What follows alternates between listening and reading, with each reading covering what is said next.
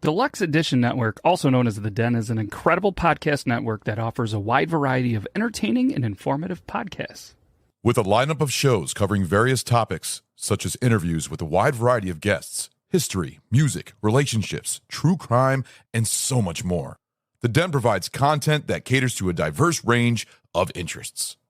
The hosts and guests on the Deluxe Edition Network demonstrate a deep passion and expertise in their respective fields, making each episode on each show engaging and thought-provoking. The network fosters a sense of community by encouraging listeners to interact through live chats, social media, and forums, creating an inclusive environment for discussion and sharing opinions. With its commitment to high-quality production, the shows in the Deluxe Edition Network continue to captivate and entertain its ever-growing audience. Whether you're a podcast enthusiast or someone looking to explore new topics, The Den is a fantastic platform to dive into and uncover fascinating insights from experts in their fields. The Deluxe Edition Network is the home of independent awesomeness. To find all these great podcasts in one convenient location, head over to deluxeeditionnetwork.com. That's deluxeeditionnetwork.com.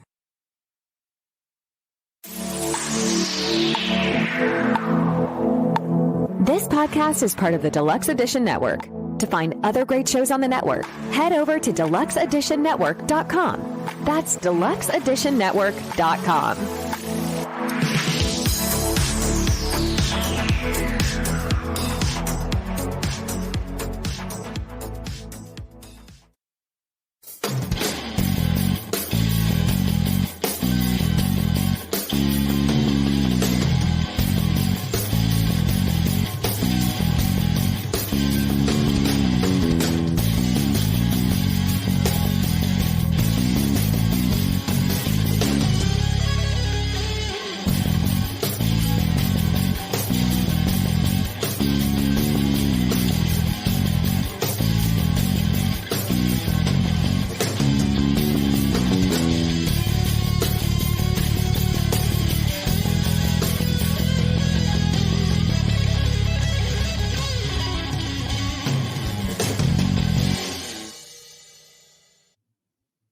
There we go. Hey, yeah, there we go. We're back. Hey, everybody. Welcome to episode 154 of Films and Fermentation. It's officially summertime.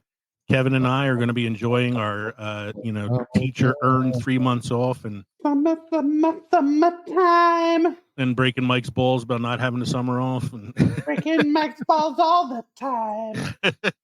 I give you some balls. and that's why tonight is going to be a summer movie survey. That's right. We are Films and Fermentation, a movie and alcohol podcast. I'm Leo. I'm Kevin. I'm Mike. We're three friends who like to talk shit about movies while getting shit-faced. In this episode, we're diving into the greatest summer-themed movies, at least according to Ranker.com. The ones that make you feel the sand between your toes and the sunburn on your nose. Grab your favorite beachside beverage because we're about to cannonball into a pool of nostalgia and cinematic splendor.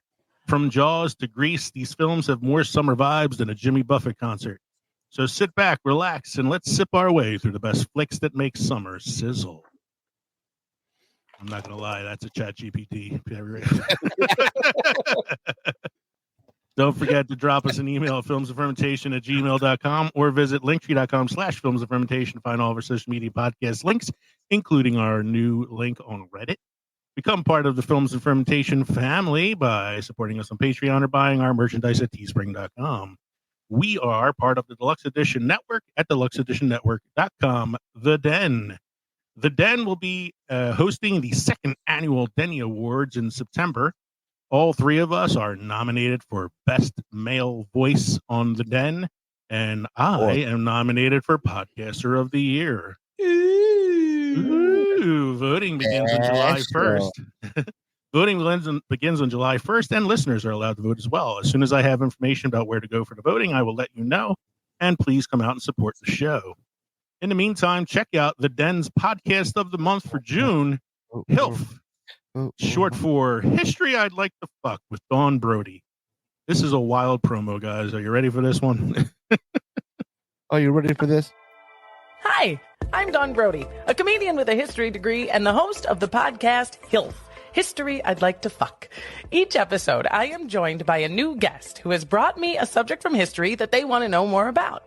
Then I hit the books, I dig deep in the annals, and stimulate. We've covered Frankenstein, Houdini, Joan of Arc, Pompeii, the Salem witch trials, right? Join us and find out for yourself that history is a party and everybody's coming.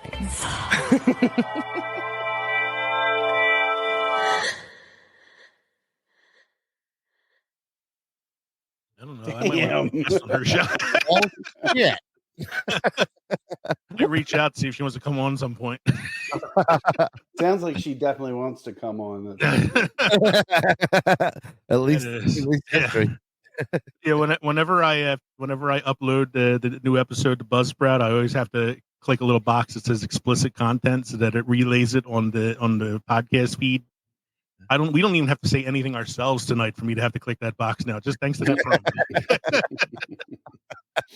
So before we get too far off track, what are we drinking this evening, gentlemen? Kev has props.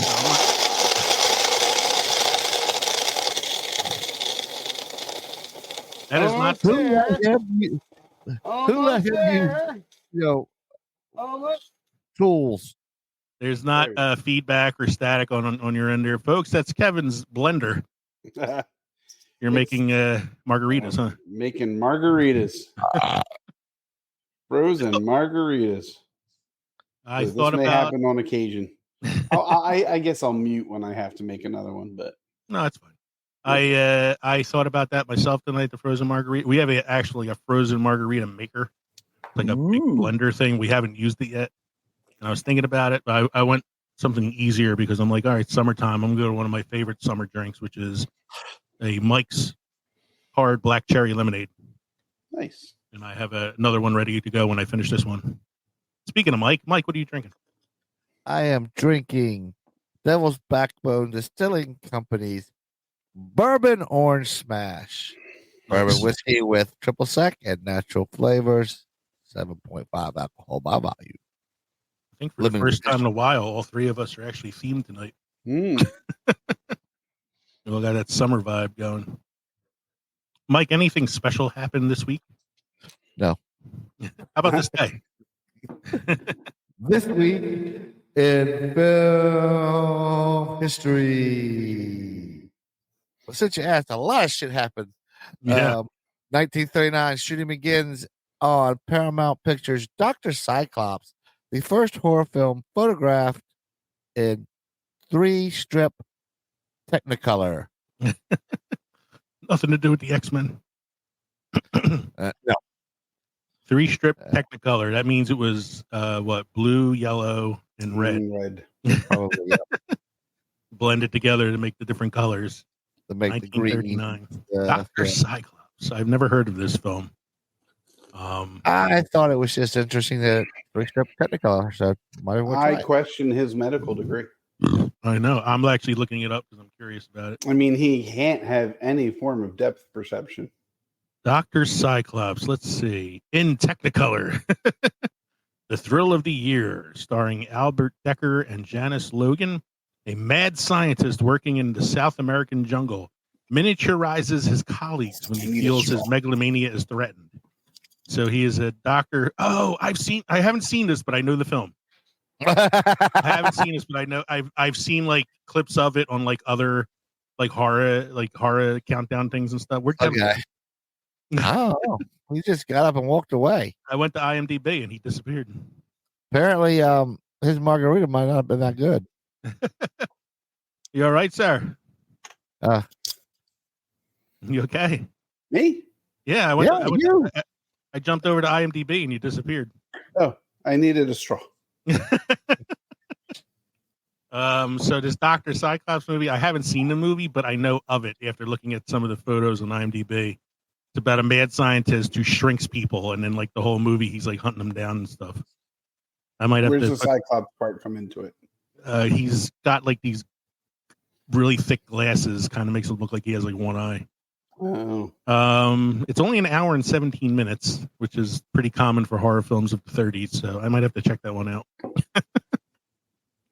Well, what's your next one there, Mike? In 1963, Cleopatra, directed by Joseph Mankiewicz.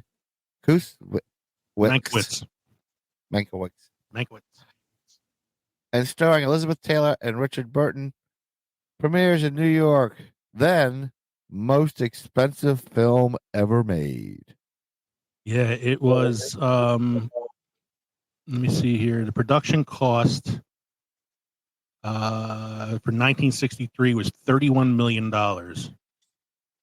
not including $5 million that was spent on an aborted film location shoot.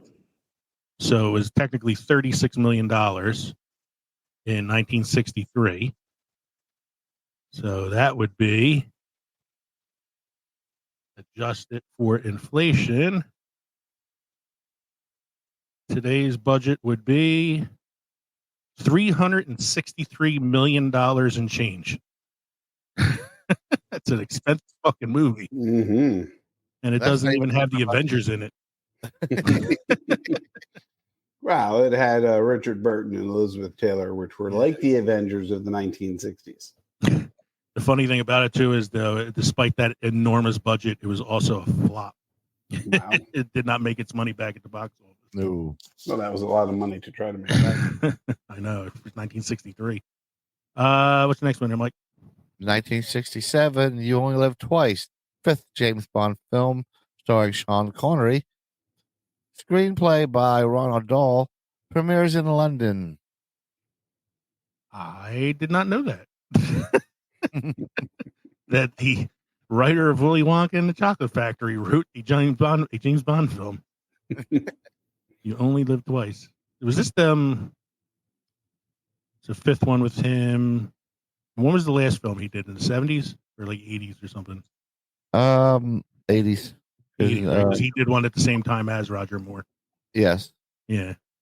So, what's your next fact there? 1968 U.S. premiere of the horror film Rosemary's Baby, based on the best-selling novel of the same name by Ira Levin. This is the definition of a slow burn. Like, this is a slow burn film. Here's what I've learned from rewatching those movies this week that I told you guys about, from rewatching War Games and watching Club Paradise and some other films that I've watched this week, like Alien. I rewatched that recently. The thing I like about these older films is they know when to stop. There's no like epilogue at the end. It's like 20 minutes of unnecessary information. They just end when they end. Mm-hmm. Like War Games ends when they stop the computer. Done. We don't find out what happens to them afterwards. Does he get arrested or not? We don't care. The movie's over. The movie's over. And that's the same thing with Rosemary's Baby. Is you find out it's the Antichrist, and then that's the end. I think the last line in the movie is, "Look, he has his father's eyes." And I wanted to see the baby. Next one's a good fact. In 1981, Raiders of the Lost Ark, the first Indiana Jones film, directed by Steven Spielberg, starring Harrison Ford, with story by George Lucas, premieres. We should do a deep dive into the Raiders, into the Indy trilogy, not the last two movies. Fuck those. They're like the original trilogy. Should we explore how the results of Raiders of the Lost Ark would have been the same even if Indiana Jones wasn't involved? Yeah, right. The Big Bang Theory. They point that out, and it's like, oh shit. Yeah. I like about it, if you watch that Big Bang episode, it's like every time they try to justify it, they come back to the conclusion that it doesn't matter, and it's like, damn it. Speaking of Harrison Ford and George Lucas, a movie that I rewatched recently was American Graffiti. Speaking of summertime films, summertime film. Well, end of the school year film. Probably it might be on the list. We'll see. What's your next one there, Mike? My next one's for Kev. I know. Batman and Robin, directed by Joel Schumacher, starring George Clooney, Arnold Schwarzenegger, and Chris O'Donnell, premieres in Los Angeles. Bat nipples. Bat nipples. I was going to say, all you need to know. Bat nipples. Bat nipples and bat buttocks. Because there's definitely a shot when they're dressing where, you see his ass, yes. Get a shot of that leathery ass, boy. and really bad ice puns from Schwarzenegger. Oh, the entire movie was Shoemaker took over. Schumacher took over, and it just went down the tubes. But I will say, I don't think it was primarily his fault. I think it was the studio's fault because they couldn't market any toys based off of Tim Burton's Nightmare movies, which I love because that's what Batman's supposed to be, is dark and gritty. But I can't take my kids to see something without neon paint. See, like Batman Forever, which is the first Schumacher one with Val Kilmer, like it's passable. Oh, I think it's passable. I don't. It's the Batman and Robin with bat nipples and Schwarzenegger is Freeze and all that is just terrible. Well, you do put Alicia Stone in a tight ass shot. So. Well, Alicia Silverstone, yeah, but I also hate, because the three of us are all comic purists. Like when they rewrite things, like she's Barbara Gordon, she's not Alfred's niece, right? That pissed me off a little bit. What's your next one there? Speaking of comic book films, in 2000, X-Men, the first film based on the comic book series, starring Patrick Stewart, Hugh Jackman, and Ian McKellen, premieres on Ellis Island in the New York Harbor. You think that was a tie-in because the film takes place on the Statue of Liberty? Wait, you think? I like the first X-Men film. I did too. Yeah, because I thought it was more of an original story. Yeah. Mm-hmm. It did have some of its had some campy moments, but it was good. I don't think the Brotherhood got enough screen time. My biggest problem with the X-Men films is they take a story from the comic books and fuck it up. But if you have an original story, hey, I can deal with that. Yeah. And I like I like some of the humor in it was pretty good. I like Ian McKellen's great as Magneto. Mm-hmm. Patrick Stewart was the perfect choice for Xavier, I think. Yeah. It's I enjoyed the first one. We got to meet or find out a little bit more about Toad and Sabretooth and. Well, you know what they say. What happens to a toad when it's struck by lightning? Same thing that happens to everything else. My favorite line in the movie though is when Wolverine and Cyclops meet up after fighting Mystique, and he's like, "Prove you're you," and he's like, "You're a dick." All right. He likes last fact. This is our favorite director right here. 2007 Transformers, directed by Michael Bay and starring Shia LaBeouf and Megan Fox, premieres in Sydney. Saw it in the theater. Mm-hmm. Enjoyed Megan Fox working on the engine scene. I didn't. And that was about it. That was about how the movie went. Yep. Well, I mean, you still had. Why can't I find his name right now? The original voice of Prime. Yeah. It was just Frank. Frank something or another, I think it is. Mm-hmm. You see, you go on to IMDb and they don't put the voiceover actors. They just put all the original actors. And let's see. Transformers. Mm-hmm. Shia LaBeouf. That's the first one that pops up. And it is. I mean, they're giving me names of Ranger Team. I don't give a shit about the Ranger Team. I want to know who played, Optimus and Optimus Prime. Hugo Weaving was Megatron. Megatron, which I thought was pretty good. Where is the name? I know it's in here somewhere. God, man, you really got to go. Dude, seriously, right? You far down this fucking list, Jesus.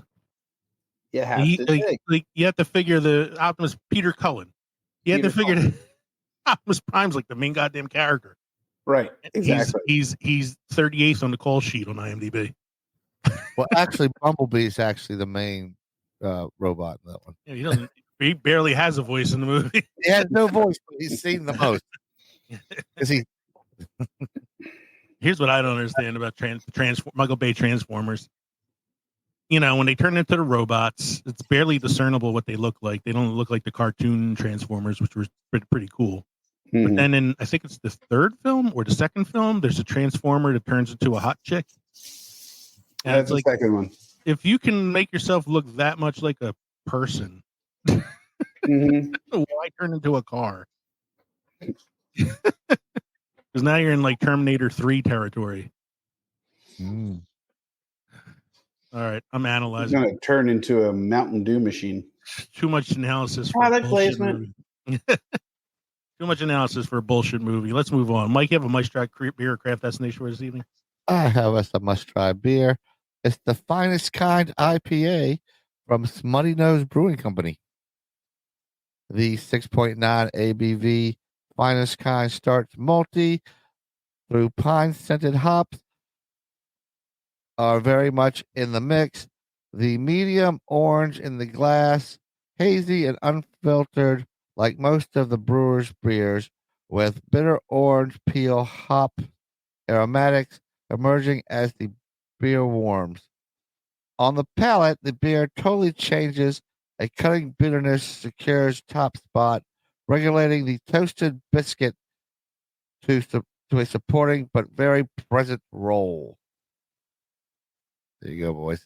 Doesn't sound very to me, but I don't know. I'm looking like I'm looking at their brewery because I'm like, they put it as a must-try beer. Yeah, sounds familiar though. Smutty Nose Brewing because they're in New Hampshire. So I'm not sure. I might have had them when I was up in like Massachusetts. Smutty Nose. Smutty Nose. New Hampshire. Knows the trouble I see. Somebody knows my sorrow. That takes us to beer news is good news. Beer is good. Beer is good. Beer is good. And stuff. Beer is good. Beer is good. Beer is good. Let's go drink some beer.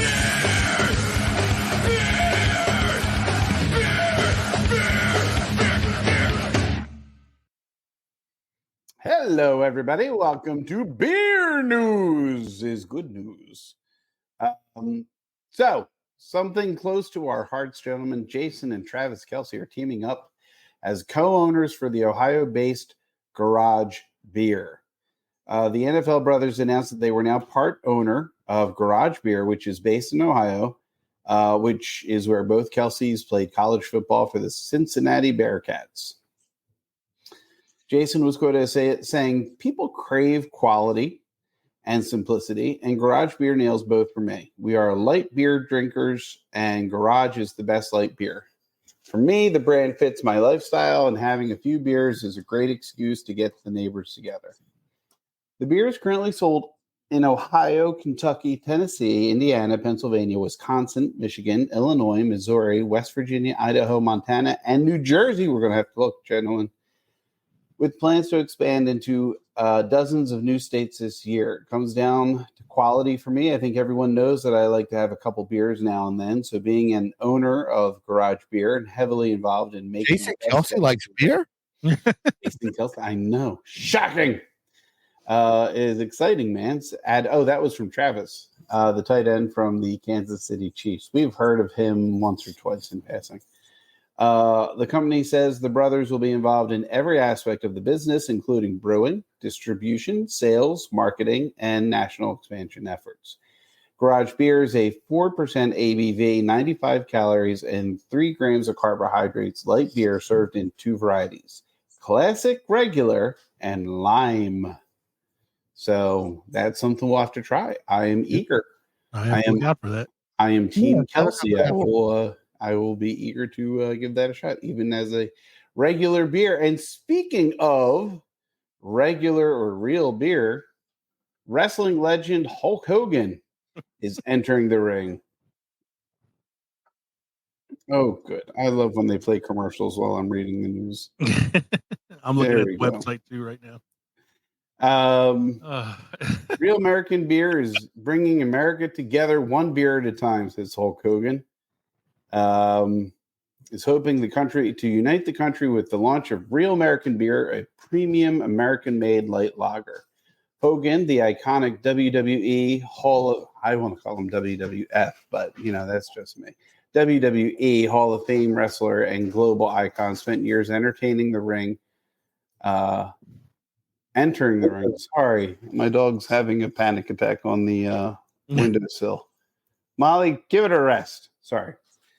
Spent years entering the ring to the classic theme song Real American. Now the Hulkamaniacs of the 1980s and 1990s are of the legal drinking age and can enjoy Real American beer, which launches on Thursday. It doesn't matter if you're a Republican. Wait. Can I stop you for 1 second, please?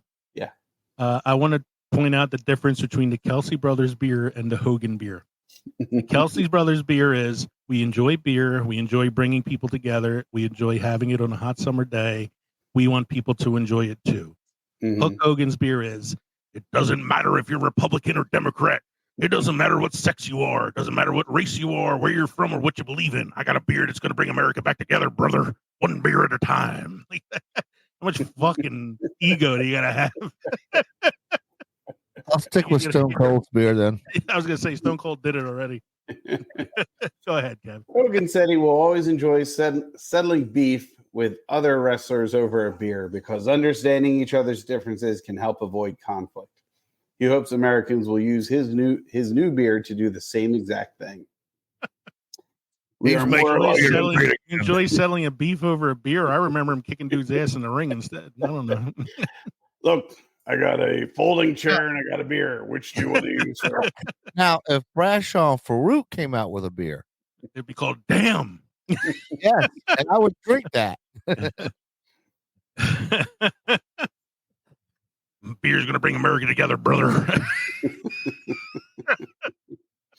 Real American Beer, co-founded by the wrestling legend whose real name is Terry Bollea. It is. Yeah. Hits the market on Thursday. Hogan will appear at the Seminole Hard Rock Hotel and Casino in Hollywood, Florida, to mark the location. And he will visit MacDill Air Force Base and Seminole Hard Rock Tampa Bay's location on Friday. We're thrilled to team up with Hulk Hogan for the launch of Real American Beer, Hard Rock International Chairman Jim Allen said in a statement. It is because Hulk Hogan currently owns and runs a restaurant in Tampa Bay, Florida right now as well. He does. I wonder if they'll serve this beer at the restaurant. Assuming I doubt it. The only place you'll be able to get it. I'm going to cut the story short a little bit. Real American Beer has secured distribution across 17 states this summer and will be launching with retail partners including ABC, Fine Wine and Spirits, Albertsons, Safeway, Sam's Club, Total Wine and More, Walmart, and more. The product is an American-style light lager brewed with 100% North American ingredients, the company has said. I am going to go on a search to find both the Kelsey Brothers beer and the Hulk Hogan beer so that when we get together for July 4th weekend, we can try these beers together.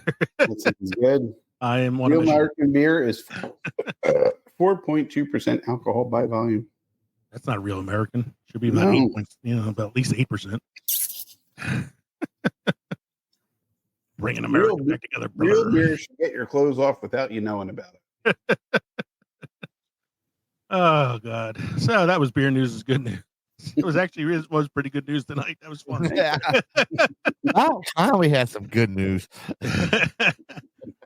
Speaking of liquid enjoyment, let's hear a real quick message from Coffee Brothers before we get to our main segment this evening. I love a good beer, but right now I can use a good cup of coffee. Have you heard about Coffee Brothers? Oh yeah, they're that coffee company out of New York, right?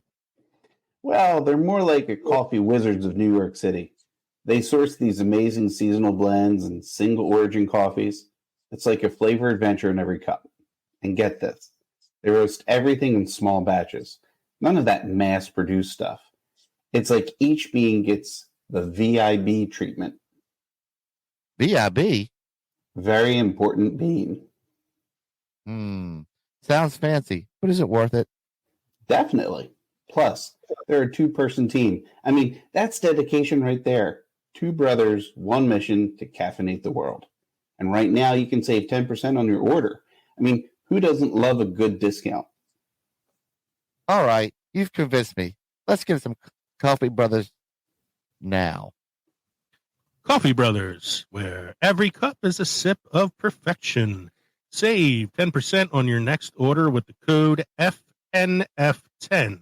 That's FNF10. Cheers to great coffee. We're back from that quick word from Coffee Brothers with our main segment this evening. We're calling it Summer Movie Survey. So what we're doing is we're looking at the ranker.com list of the top summer movies, the best movies about summertime, as they call it. And as we're going through this list, we're noticing that not all these movies are really summer movies. I don't know if they're counting movies that were released in the summertime or what, but we're going to have a few things to say about some of these. When I posted this list 2 days ago for the guys on our notes, Sandlot was the number one film on the list. And Sandlot is a movie I would definitely say is a summer film. Absolutely. It's definitely in the top 10. I don't know if it's number one, but it's up there.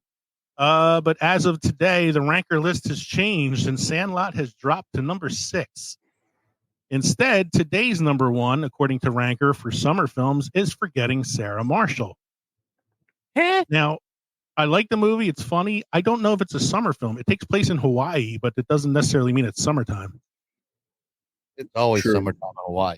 Yeah. I mean, that's the thing. You know, it's like... I mean, that 51st Dates falls into that same trap. 51st Dates takes place in Hawaii, and it's another good movie, but it's not necessarily like... I don't even know if they ever say like what time of year it is in the movie. Because well, they don't celebrate Christmas, so... But they don't celebrate anything. So. The second movie on the list is a movie called Joyride, which is a recent film, just came out in 2023. I have not seen this yet. I've heard it's pretty fun. It's a summer movie. It's about a road trip through Beijing and Seoul. So it's an all Asian cast. So I don't know much about that to say anything about it. So no, I don't know. I mean, I if it's ranked number 2 on the list, I hope it means it's a good film at least. I would check out number 3. I mean, it came out during COVID, but so I probably didn't see it, but I would like to see it. It's Palm Springs. I saw it. It's pretty funny. It's Andy Samberg, Christine Milioti. It's a Groundhog Day genre of film. Okay. Except in this film, the two main characters are both reliving the same day over and over again. So the protagonist, played by Andy Samberg, and his friend, played by Christine Milioti, both are reliving the same day over and over again. So you get a groundhog duo instead of just one person. Again, I don't know if it's worth being number 3.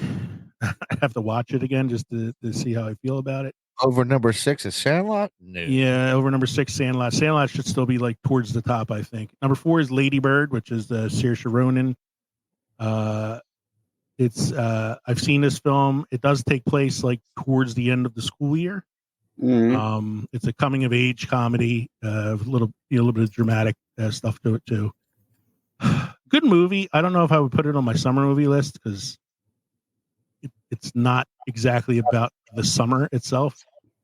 Like I feel like a movie that you're calling a summer movie should be about the summer, like the next film, The Kings of Summer. It's a movie called The Kings of Summer. It's definitely about summertime.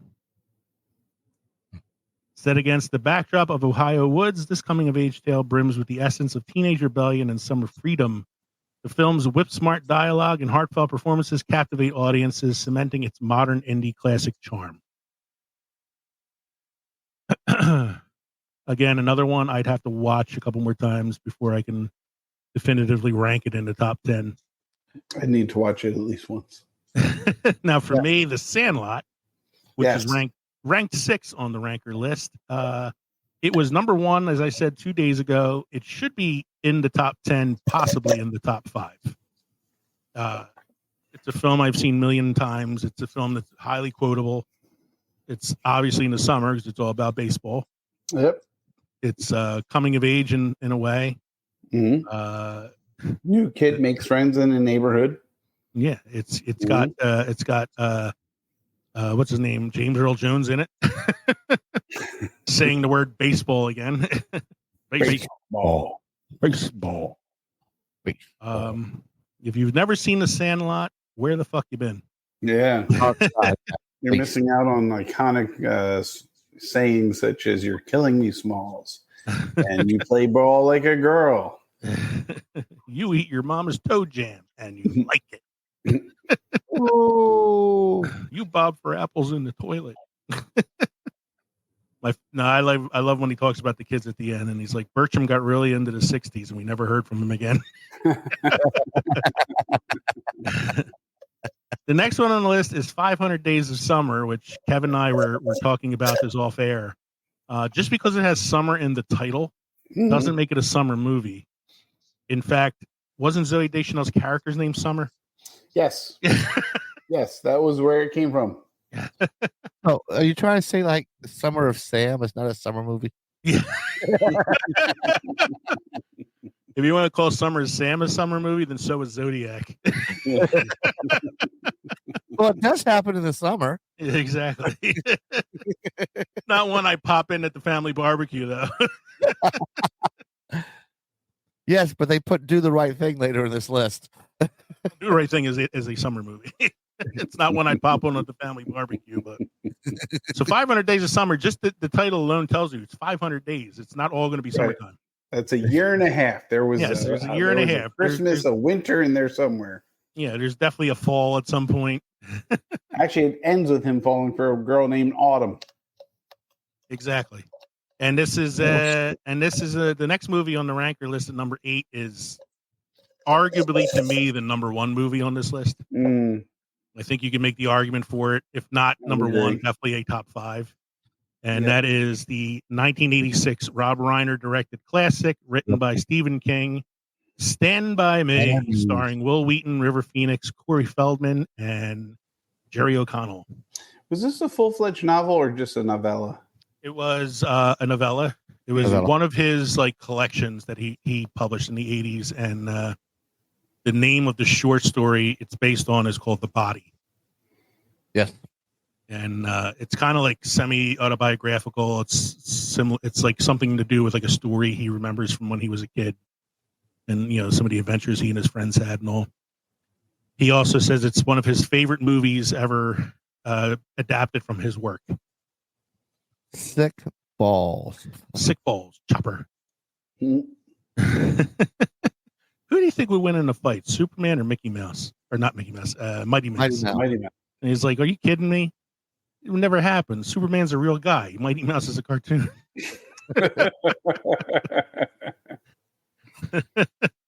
While you guys are taking the long way around, I'll be waiting there. What do you say? Enjoying my thoughts or something like that. And he's like, "Oh, is that what you call it?" It's definitely like leeches. As kids of the 80s, like us, 80s and 90s, this is definitely a movie we grew up with. Oh yeah. So I would definitely put that a little higher on the list, I think. Wow. Here we go again. How did Mamma Mia not that I like either film, but how did Mamma Mia, Here We Go Again, get ranked higher than Mamma Mia? No, it's in the Mediterranean, and that's obviously summer. No, I'm not even talking for that. I mean, how did the sequel, which is terrible, get ranked higher than the original, which is terrible? Mamma Mia. Here we go again. It's not even... I don't know. Is it summertime? I don't know. It's hard to tell because, like you said, it's in Greece. It's like... I just changed this. It's warm and beautiful. What'd you say? I just changed its place, refreshed its screen. You just changed its place? What did you do? You hit the upvote on it? Let's see. Hold on. I'm refreshing it now. Knock that shit down to number 39. Let's see. Palm String, Lady Bird, King of Summer. Where were we at? We were at Mamma Mia. We were just after Stand By Me. Here's Sandlot, 500 Days of Summer, Stand By Me. Mamma Mia, Here We Go is number 9. Mamma Mia is... No, it didn't move. Oh, no? Didn't move on screen. Maybe it's just appeasing me. I upvoted it, but it still didn't move. That's all right. Travesty of travesties, because the movie at number 11 is also the other one I would arguably say is number 1 on the list, and that's Jaws. Mm-hmm. Not only is it a summer film, it is the film that defined the summer blockbuster. Made people afraid to go back in the ocean. And we might not have the summer, the summer blockbuster trend that we have now if it wasn't for Jaws. Mm. Michael, are you okay? Yeah. I'm just looking at something. Are you upvoting things? No. Trying to get Mama May up to the top 10? Oh, hell no. And I'm upvoting Jaws. I get it. Trying to grease 2 up there. Jaws also ranked number 27 on the most rewatchable movies list. Unless you're a high school film appreciation class, in which case, forget it. Number 12 is Little Miss Sunshine. I guess it takes place over the summer, but it's not a summer movie to me. It's a dysfunctional family road trip movie. I voted it down to 13. Which puts Girls Trip at number 12. For those of you listening, we're having a lot of fun fucking with the ranker list right now. Would we do that? So let's see. Number 14. Yes, this is a summer film. It's a really good movie. It's called The Peanut Butter Falcon. Yeah, I'm hesitant to watch it. It's got Shia LaBeouf. He's pretty good in it. It's a movie about a boy with Down syndrome who runs away from the home he's living at, and he meets up with Shia LaBeouf, who kind of takes him under his wing and takes care of him. And he finds out that the kid wants to be a professional wrestler. And so he introduces him to these guys he know that are wrestling and stuff. And the kid basically ends up wrestling a match at the end of the movie. And it's kind of like a feel good film. It's pretty good. It's Dakota Johnson, Shia LaBeouf, and Zach Gostigan is the Down syndrome actor playing the main character in the film. It's actually, it's not a Transformers Shia LaBeouf. It's a Shia LaBeouf attempting to be an actor Shia LaBeouf. Which takes us to number 15, a movie that should also be somewhere in the top 10. The original vacation film with Chevy Chase.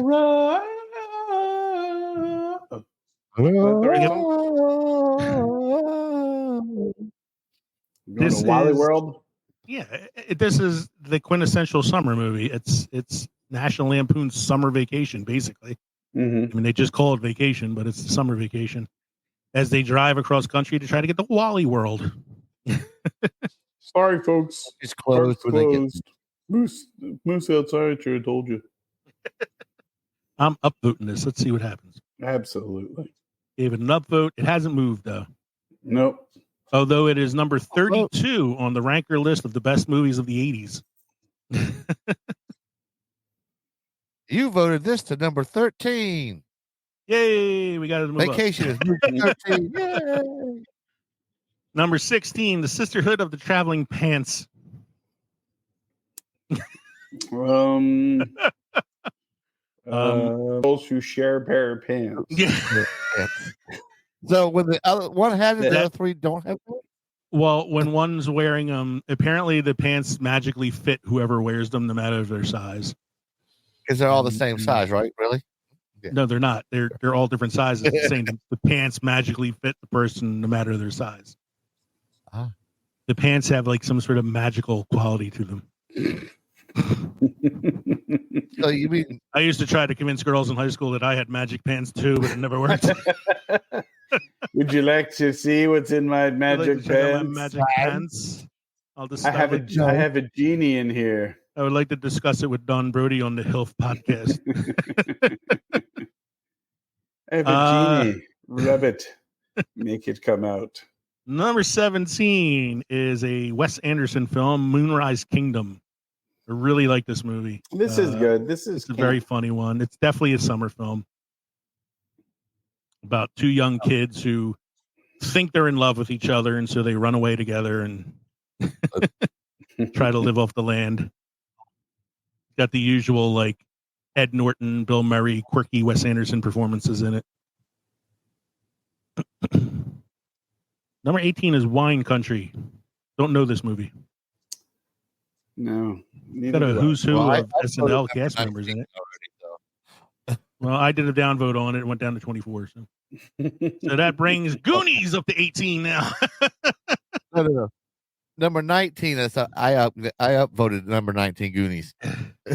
Well, now it's 18 now because I downvoted the other movie. Oh, I got Goonies at 17. Well, I'm upvoting it, so we're going to try I'm to get it upvoting higher. it as well. It is number 7 on the ranker list of best movies of the 80s. And currently now with our upvotes, number 17 on this list. Blending the magic of summer with the thrill of childhood treasure hunts, this cult classic takes viewers on an unforgettable adventure with a band of misfit kids. Its legacy as a quintessential summer romp is cemented by the catchphrase, Goonies never say die. Not to mention that exciting scene with the octopus. That's right. Number 19 is Blue Crush. It's a movie I've seen. I've seen it. I'm not going to say I remember much about it. I guess it's other than Kate Bosworth. That's not the one where she gets bitten by a shark, right?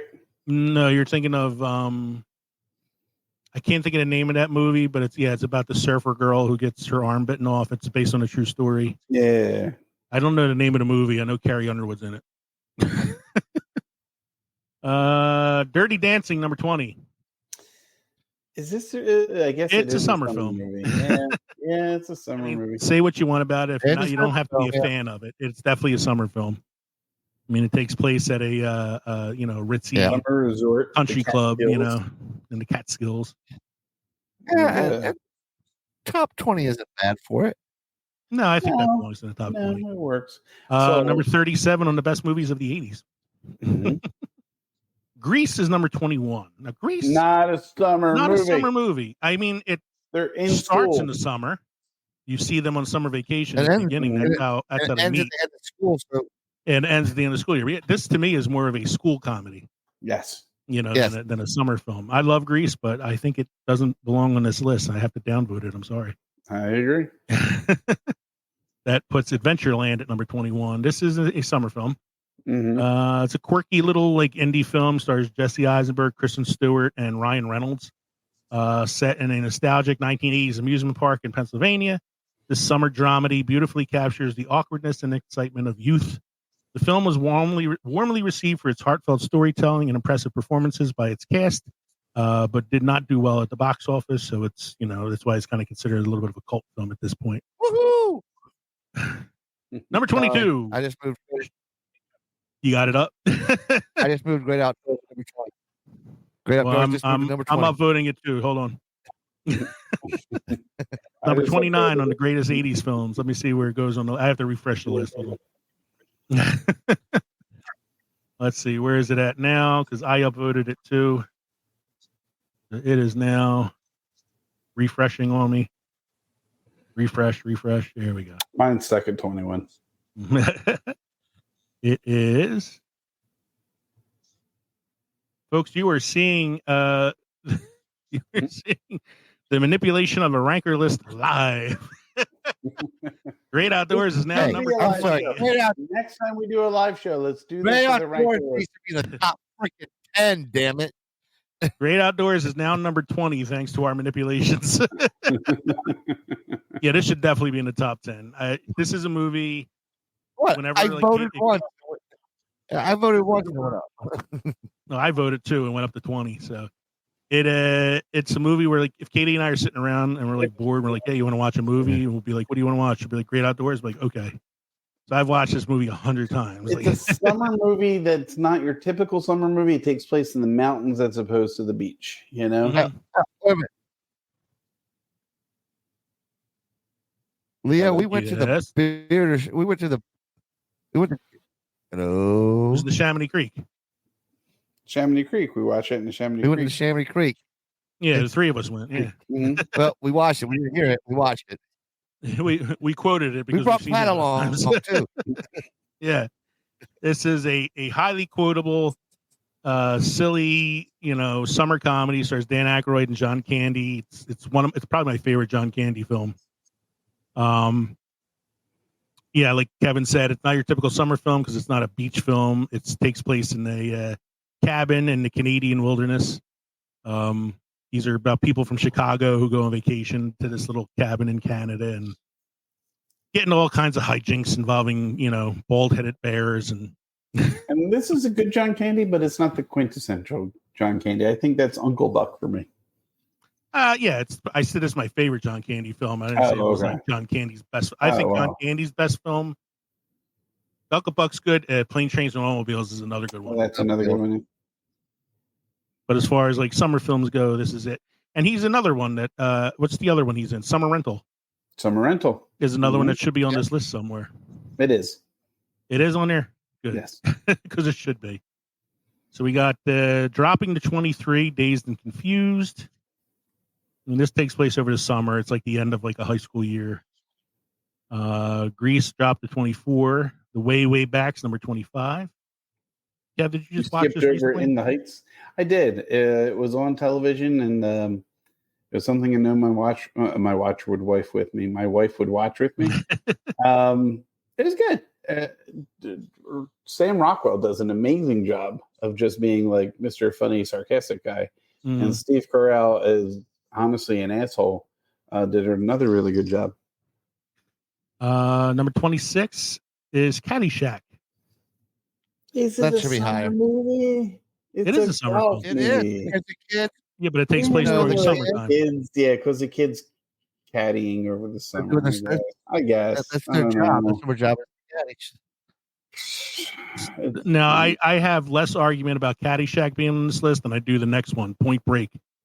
Yes. Just because the movie is about surfing. Summer. Doesn't take place during the summer. Well, they call it their endless summer because they're they're robbing the bank. But that's like a surfer term. That doesn't necessarily mean it's summertime. Well, no, that's the FBI saying they rob the banks to finance their endless summer. Endless summer? Okay. Endless summer. All right, whatever. Number 28 is Mid-90s. I have not seen this film. All I know is that it's directed by Jonah Hill. Yeah. Jonah Hill directed it, yeah. I've heard it's pretty good. I have not seen it, so I can't really tell you much about it. Number 29 is Field of Dreams. Yeah, I heard that's pretty good. Well, you've heard Field of Dreams pretty good? I've heard Field of Dreams is pretty good, yeah. I'm upvoting Field of Dreams. I got it to move to number 28. It's one of my favorite films. It is definitely a summer film. 27. Mm-hmm. Definitely a summer film when you consider how much baseball happens in it. And not just the baseball played by the ghosts. Right.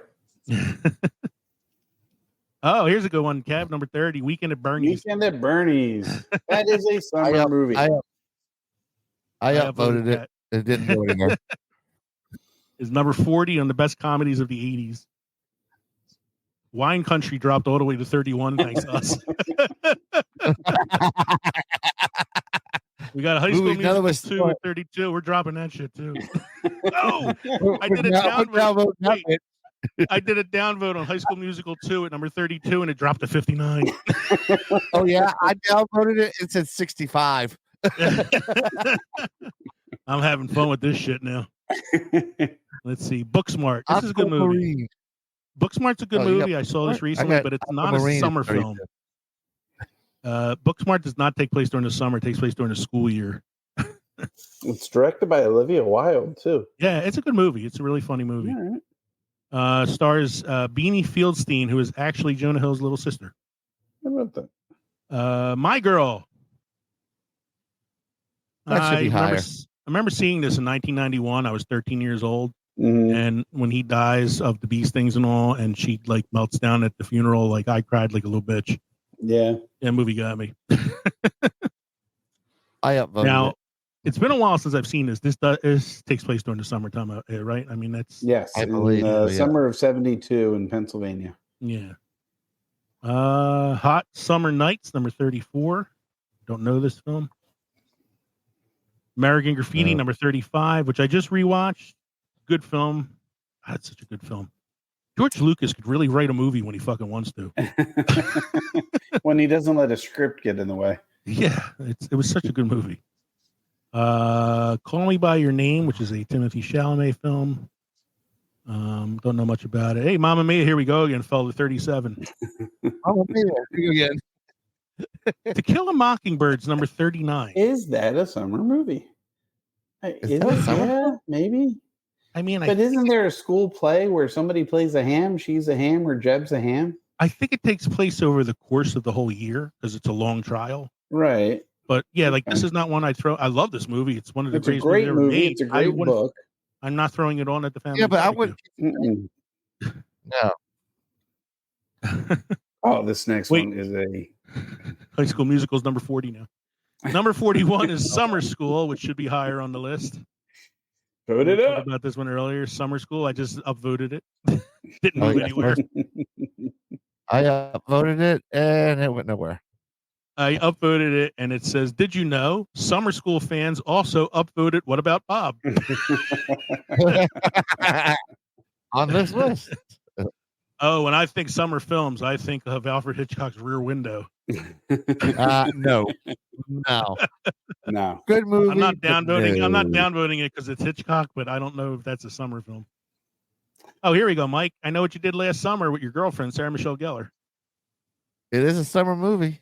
It's got summer in the title. It's got summer in the title. It must be. Which we've already established doesn't necessarily mean anything. No, but they were out of school when it happens. Yes. Yeah, I'm upvoting it because it's early crush Jennifer Love Hewitt on it. Yeah, it's true. Friday the 13th. Yeah, that's definitely a summer movie, the original one. Summer camp. A summer movie. Takes place in summer camp, Crystal Lake. Crystal Lake. Yep. Upvote that bitch. Let's see. You have 42. Yeah. Oh. It started off technically is a summer movie. I feel like it's kind of like it's a trap summer movie. It started off. It's a trap. Because it kind of is summer, not quite. It started off. Mm-hmm. Well, it started off as summer camp, but they left summer camp. So I don't know how that works. How about Fast Times at Ridgemont High? I thought it takes place during the school year. They're doing the school But year it's in in California. Alabama, So yeah. I mean, it's how much of it takes place during the summer, though? I don't think much. I don't think much of it. It's been a real long time, so I have to rewatch this too. Thelma and Louise. Again, I don't think it's a summer movie. It's more of a. And I wouldn't call wonder, it an impromptu road trip. I'm wondering how many of these films came out during the summer too. Yeah. Summer Rental we talked about already. That should be higher on the list. That should be higher. Would you take a look at them? Would you tell her that they look great? That's the only scene from the film I kind of remember because it's been a while since I've seen it, but I remember it's pretty funny. Oh, the whole boat race? Yeah. With no, but I do remember the fake boob scene's the one I remember. Almost Famous. I think that was summer. I think it's summer because he's a 15-year-old student, but he travels with them during their tour. And during his summer break, tour. Yeah. Right. And then number 50 on the list is What About Bob? What About Bob? Is that stop at actually number 50? Yeah. I sail. I'm a sailor. I sail. Yeah, I think it takes place. I think they're at their summer home or something when he comes to visit and forces himself there and all, And then I think we could stop there. That's a lot of movies we've done already. Yeah. And as you get lower down the list, you don't want to do the Notebook if you want? You're really stretching it though when you get a little further down the list here. Some of them make sense. Bad News Bears. Yeah. I just uploaded Luca. Sure. Luca makes sense. Oh, here's yours. Wet Hot American Summer at number 65. Yes, exactly. Everybody number hit 65. up on that right now. Yeah, I'm upvoting it. Upvote it now. I got it to 59. There you go. And, I already upvoted it. Yep, I think we can stop there. Yeah. That's a lot of movies. No, but what did you want to see on this list that wasn't there? I'm trying to think, man, because there's so many goddamn movies. American Pie 2. American Pie 2. Which takes place during the summertime. Yep. One Crazy Summer.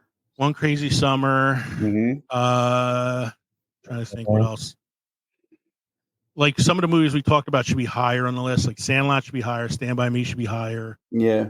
Jaws, I think, should probably be number 1 or number 2, if not Stand By Me. Field of Dreams should be higher on the list. Mm-hmm. Back to the Beach. That's your top 10. Back to the Beach should be on the list somewhere. Yeah, I don't think many people know Back to the Beach.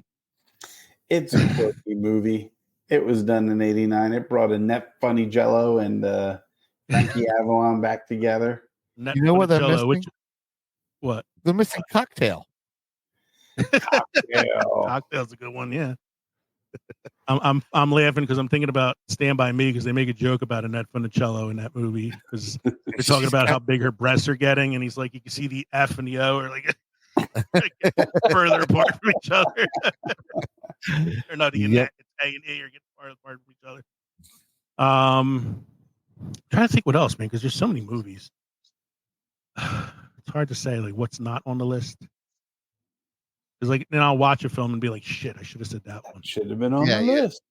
Like Wet Hot American Summer, you had mentioned on Instagram. Mm-hmm. There's another person on Reddit who mentioned Wet Hot American Summer. Trying to like look down further here. Anything. Well, you got Revenge of the Nerds 2. Yeah, second one's kind of a summer film. Yeah. Woody Woodpecker Goes to Camp. No. How about Ernest Goes to Camp, though? Ernest Goes to Camp. You want that on your list? It happens in the summer, damn it. Like I can't think off the top of my head other summer movies right now. It's just there's so many of them. I was going to say Ferris Bueller, but that's during the school year. Well, it's something we can revisit. Next episode we can bring up anything that kind of like stands out. We definitely did this like last summer. We did some of our favorite summer films. Oh, I wish I still had that. Those notes because I would like to have gone over them again, but I think I got rid of those notes. I'm looking here. Let's see here. We got Great Outdoors. That should be higher. Adventureland was on the list. Days Confused was on the list. Great Outdoors, Jaws. How about Jaws 4, The Revenge? Endless Summer. Mm-hmm. Porky's wasn't a summer film, was it? That's during the school year. That happens during the school year. Do the Right Thing is a summer film. I didn't see that on the list anywhere. It was at one point. It might be further down. Yeah, I think we might have voted it off. Mystic Pizza is a summer film. That was further down on the list that we stopped with. Yeah, definitely something we have to think about. Would you consider Independence Day a summer film? Well, it was the 4th of July. That's the middle of summer. Yes, stay tuned, folks, because in a few weeks we're going to be doing a little deep dive into Independence Day. Anything that has kids in camp is a summer movie. Space Camp. Yeah, summer movie. Kev, Midsummer. Oh, good.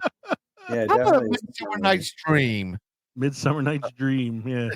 Midsummer Holiday. Shakespeare for all you out there. So we'll if we come up with other things, we'll talk about them on the next episode, like you said. But before we go tonight, I rewatched War Games recently. I've not watched War Games in a really long time. But I decided, hey, it's only an hour and a half film. I had some time to kill. Let me watch War Games again and see if it holds up today. And I took some notes as I was watching it because there's a few things that stood out to me as I was watching this film. Number one, sneaky early discussion of AI. It's kind of like it was kind of haunting how like prescient it was. What year was War Games? War Games was 1983, I want to say. 83. And what year was Terminator? 84. Okay. Mm-hmm. Yeah. So I mean, like close. We were kind of talking about that back then. Terminator was just a sentient defense system, whereas the thing about War Games is the whole two people needing to be able to turn the key, needing those people to be able to make that decision or taking that responsibility off of their hands. Right. Which I know is also the basis of Skynet, but like that was the whole premise of the construction of the war game machine of Joshua. That was the thing too, is like the machine learned. Mm-hmm. Right. That was the problem, is that it was a learning, thinking machine. Mm-hmm. Well, that's what Skynet. It learned and it decided that we're more dangerous than anything else. And that's where my second point comes in. You both mentioned is computers replacing humans. Yes. Take away the human element, and that's the problem. The third one is one that didn't hold up so well. Dial-up hacking.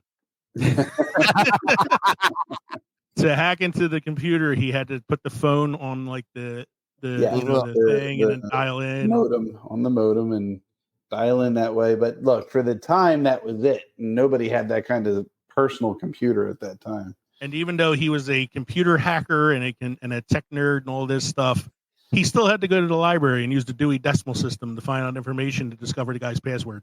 And surprisingly, the computer that he has in that, he uses in Ferris Bueller's Day Off to cut school that day. Which is my fifth point. Matthew Broderick plays a teen in two separate 80s films where he uses a computer to hack into his high school records. Weird. I was thinking about movies that we would want to have a sequel to and all that, and I was like, "Ooh, this would be a good one to have a sequel to." But then I did some research on IMDb and found out in 2008 there was a sequel. It was a direct-to-video sequel called War Games: Dead Code. Oh, yes. And not only did I discover that, I also discovered that there is a possible reboot in development. Of course. Okay, the reboot might work. Possibly, but I would, like you said, a sequel to this, a decent sequel, which goes into like, how, what was his name? The character's name, Matthew Broderick's character's name. It wasn't David, but whatever. He's got a separate life. He never mentions what went down. It's super simple. It's today's time, but like there are no computers in his house or anything, and his kids are like, Dad, you're so behind the times, yada yada yada. Like, something along those lines, and then the kid finds out information and digs deeper and maybe reactivates Joshua. I don't know. You got it right too. His name was David. You got that right. Yeah. Yeah. So the reason I decided to like kind of rewatch this was we were talking about Dabney Coleman last week. Yeah. And I was like, oh yeah, Dabney Coleman film. It's a good movie. I haven't seen it in a while. Mm-hmm. And and I know Kevin doesn't have a problem with this part of the movie. 21-year-old Ali Sheedy doing yoga. No. I was watching the film and I immediately thought of you. It is also the first movie to use the tagline, "Do you want to play a game? Do you want to play a game?" And then Jigsaw a nice game of chess. Global. Oh man, I don't have any. I don't have any book recommendations for this evening. Forgot to do that part. Unless Mike, you want to talk about your book that you mentioned the other night? Not at the moment. I'm not in the right mind. Still thinking of Ali Sheedy. No, I'm on my second smash. So I did ask online the other day, what's the best summer movie? The only response I got aside from Kevin's was one of the people who responded to us the last time on Reddit. The Wet Hot American Summer was the movie that they chose. Anybody else want to hear the HILF promo again?